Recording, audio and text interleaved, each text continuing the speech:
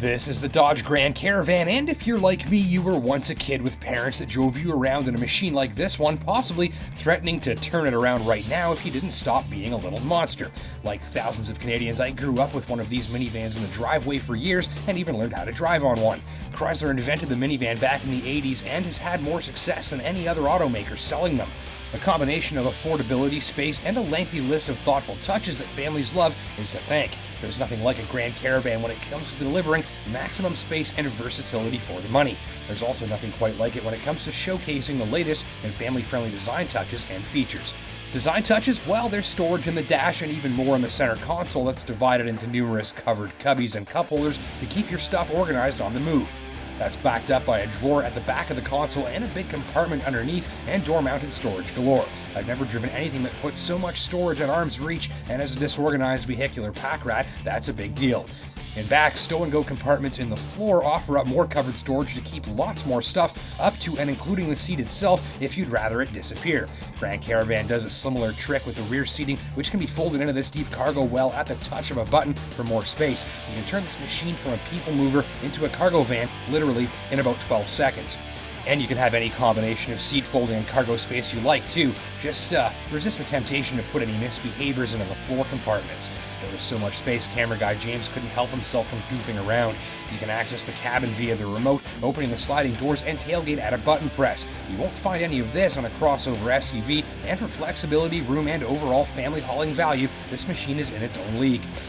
I've got to admit, I felt a little bit out of place at times reviewing a minivan this week, mainly because I don't think I have any kids in my family. All have their own cars and they don't live with me. And my friend Mark Stevenson put it really well. He said, nothing says stranger danger more than a single guy driving a minivan, although my name isn't Chester and I don't have any free candy. But take this all to mean that even coming from someone like me with no use for a minivan who would probably never buy one, this has got to absolutely be the most handy vehicle I have ever driven. And aside from all the storage space, you get an upscale interior with this high-end model thanks to a whackload of features. A household power outlet, leather seats, a heated steering wheel, automatic climate control, navigation, and Bluetooth were all fitted. Add in the leather and gloss trim bits, and it's sort of luxurious too.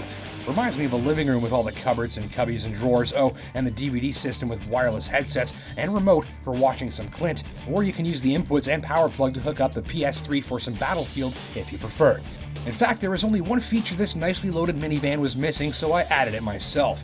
Hauling me and my stick figure sticker family around was Chrysler's new 3.6-liter Pentastar V6. It makes 285 horsepower and spins away at just over 1,500 revs during highway cruising, thanks to a 6-speed automatic. An Econ mode numbs the throttle and prioritizes earlier upshifts for better mileage, though the tester still managed to put away 12 liters per 100 clicks on my watch wearing winter tires. The blind spot monitor uses radar mounted in the body to light up these icons in the side mirrors if there's a car beside you that you might not see, and the same sensors warn you if a car is approaching in the laneway you're backing into as well. So there's a bit of high tech to keep you and your stick people safe too. Other notes, well, powerful headlights were appreciated at night, noise levels were decent, and while taking a lengthy highway drive by myself, I found an easygoing, relaxing driving experience. The long wheelbase additionally translates into a smooth, floaty ride on most surfaces, though the suspension can allow some harshness back into the cabin when encountering big bumps or potholes. Complaints? Well, the engine is a bit on the noisy side, and parking this behemoth can be a bit tricky because it's huge. That's about it. Really, as a handy family hauler, cargo van, and rolling living room on wheels, I don't think you'll beat this one anywhere. Pricing from $25,600, with an up-level tester like mine, including some add-ons, coming in from the low 40s. Thanks for watching.